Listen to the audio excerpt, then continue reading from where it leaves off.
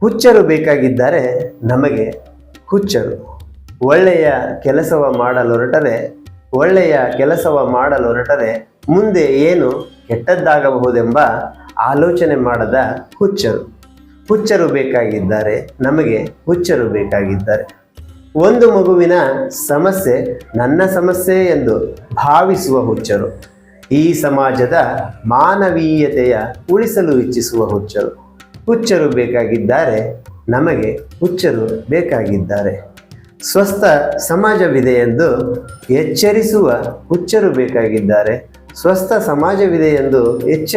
ಹುಚ್ಚರು ಬೇಕಾಗಿದ್ದಾರೆ. ಸುತ್ತಮುತ್ತಲು ನಡೆಯುವ ಪ್ರತಿ ನೋವಿಗೂ ಸ್ಪಂದಿಸುವ ಹುಚ್ಚರು ಬೇಕಾಗಿದ್ದಾರೆ.